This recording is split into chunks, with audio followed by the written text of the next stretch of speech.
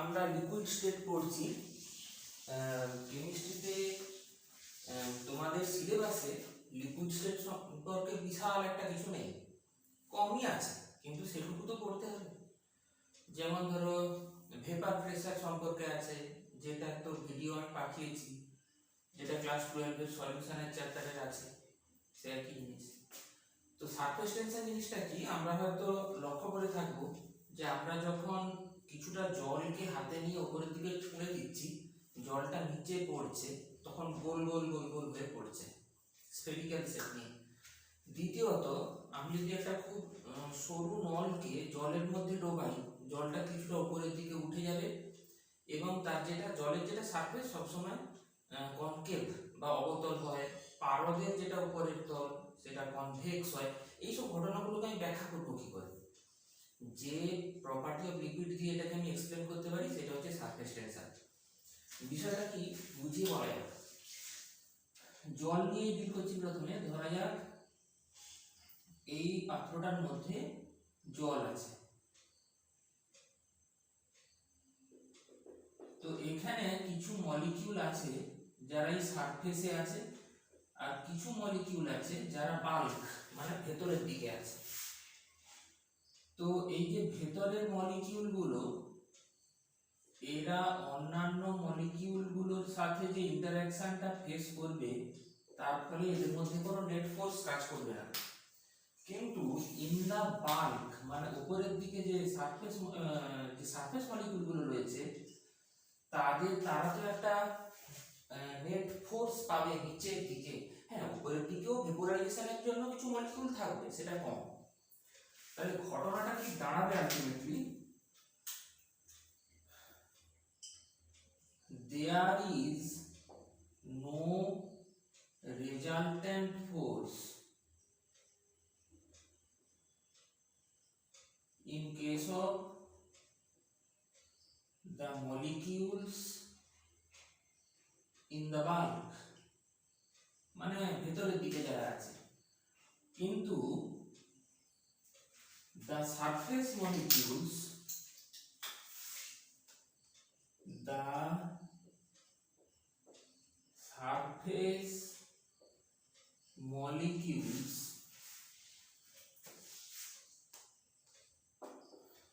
will face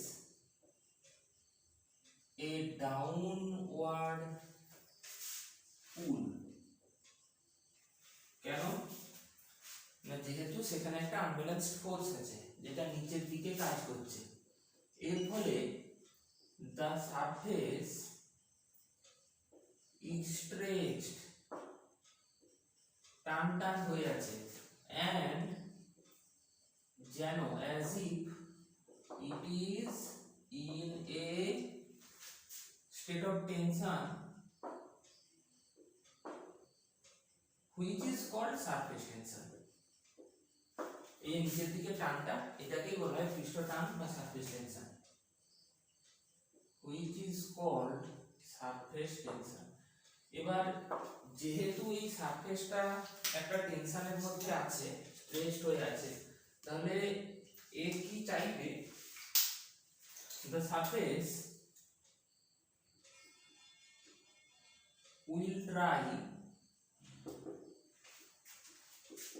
to minimize its area, এর এরিয়াটাকে সে সবচেয়ে কমাতে চাইবে, এবং যত রকমের জ্যামিতিক ক্ষেত্র আছে তাদের মধ্যে স্ফিয়ার হচ্ছে, যার ক্ষেত্রে অন্যান্য সবার ক্ষেত্রে যদি ভলিউমকে আমি সেম রেখে মিনিমাম সারফেস এরিয়া ভাবি, তাহলে আমি স্ফিয়ারকে পেয়ে যাব। তাই উপরের দিকে জলকে ছুঁড়ে দিলে গোল গোল হয়ে পড়ে এই সারফেস টেনশনের জন্য। তো এবারে একটা জিনিসকে ভাবা যাক। ধরা যাক এই হলো জল, এখানে একটা সরু নলকে প্রবেশ করানো হলো, তখন দেখা যায় যে একটু জল যেন উপরের দিকে উঠে গেছে, এবং যদি এটা মাপগাড়ি হতো,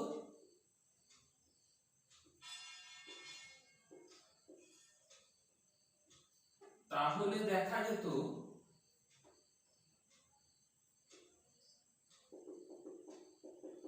একটু যেন নিচের দিকে নেমে গেছে এবং ওপরটা কনকেভ। তাহলে এখান থেকে আমি লিখতে পারি যে এটা মার্কারি আর এটা হচ্ছে জল। এখানে যে ঘটনাটা ঘটেছে সেটাকে আমি বলতে পারি ক্যাপিলারি রাইজ, মানে কিছুটা তরল উপরে উঠে গেছে। আর এখানে যেটা হয়েছে সেটা ক্যাপিলারি মানে সরু নল, ক্যাপিলারি ডিপ্রেশন। এই ব্যাপারগুলোকে আমি যদি বুঝতে চাই তাহলে আমাকে এক্সেস প্রেসার জিনিসটা বুঝতে হবে। ধরা যাক এইটা হচ্ছে একটা জলাশয়, একটা পুকুর, এইটা হলো একটা ওয়াটার বাবল, কি বলে এয়ার বাবল, জলের ভিতরে রয়েছে একটা এয়ার বাবল। এবার তুমি ভাবো এটা পুকুর হোক, নদী হোক, সমুদ্র হোক, এই যে এয়ার বাবলটা এটা তো এক সমুদ্র জল, সে তো ফেটে যেতে পারতো, কিন্তু ফাটছে না কেন? তার কারণ হচ্ছে there is an excess pressure in the concave surface, মানে অবতল দিকে of the bubble। এই যে এক্সেস প্রেসার ব্যাপারটা বলা হলো, এইটা ভ্যালু হচ্ছে 2 ইনটু গামা বাই আর, যেখানে গামা হলো সারফেস টেনশন এবং আর হলো রেডিয়াস অফ দা বাবল। তো এখানেও এই এক্সেস প্রেসার ব্যাপারটা আছে। জলের যেমন কনকেভ সারফেস, এই জায়গাটাতে এক্সেস প্রেসারটা আছে, কনকেভ যে দিকটা অবতল দিকে রয়েছে সেটাকে ব্যালেন্স করার জন্য ক্যাপিলারি রাইজ হয়েছে। আর এখানেও একই ব্যাপার, কিন্তু তাহলে প্রশ্ন হচ্ছে এক্সেস প্রেসারের জন্য যদি ক্যাপিলারি রাইজ আর ক্যাপিলারি ডিপ্রেশন হয় তাহলে কোথাও কনকেভ সারফেস কোথাও কনভেক্স সারফেস কেন? আসল ব্যাপারটা হচ্ছে জলের ক্ষেত্রে লিকুইড সলিড যে ইন্টারঅ্যাকশন সেটা লিকুইড লিকুইড ইন্টারঅ্যাকশনের চেয়ে বেশি। এই লিকুইড সলিড ইন্টারঅ্যাকশনটাকে বলে অ্যাডহেশন ফোর্স, আর লিকুইড লিকুইডটাকে বলে কোহেশন ফোর্স।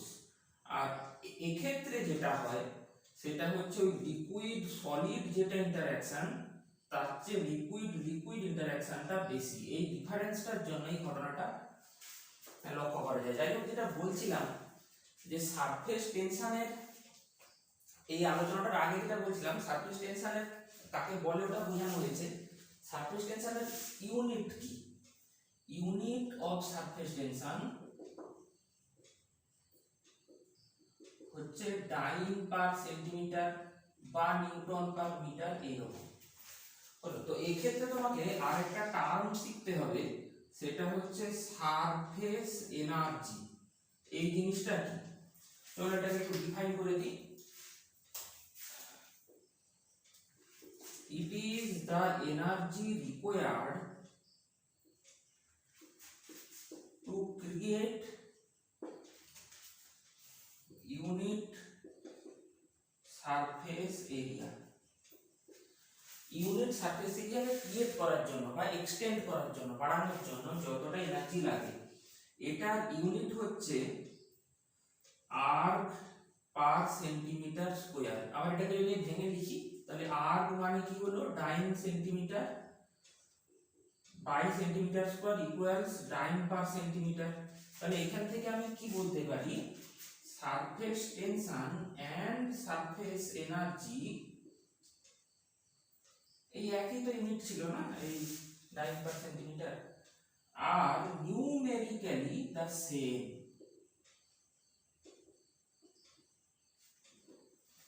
ঠিক। আচ্ছা, এবারে কিছু ছোটখাটো প্রশ্ন, যেমন ধরো যদি টেম্পারেচার ইনক্রিজ করে তাহলে সারফেস টেনশন বাড়বে না কমবে? উত্তর হচ্ছে যদি টেম্পারেচার ইনক্রিজ করে তাহলে ইন্টারমলিকিউলার ইন্টারঅ্যাকশন ডিক্রিজ করবে, এর ফলে সারফেস টেনশনও কিন্তু ডিক্রিজ করবে। আচ্ছা, এই প্রসঙ্গে একটা জিনিস আমার বলে নেওয়া উচিত ছিল, গ্যাসিয়াস স্টেটের ক্ষেত্রে এই প্রশ্নটা করা উচিত ছিল যে যদি টেম্পারেচার ইনক্রিজ করে তাহলে এ এবং বি এরা ইনক্রিজ করবে না ডিক্রিজ করবে। দেখো, যদি টেম্পারেচার বাড়ে, আমরা পড়েছিলাম হাই টেম্পারেচার আর লো প্রেসারে গ্যাস আইডিয়ালিটির দিকে যায়, রিয়েল গ্যাস, তাহলে তখন আইডিয়ালিটি মানে কি, এ আর বি ভ্যালু কমতে থাকবে। তাহলে যদি টেম্পারেচার ইনক্রিজ করে তাহলে এ এবং বি এর ভ্যালুও কিন্তু ডিক্রিজ করতে থাকবে, কারণ এই ব্যাপারটা ইন্টারমলিকুলার ইন্টারঅ্যাকশনের উপর ডিপেন্ডেন্ট।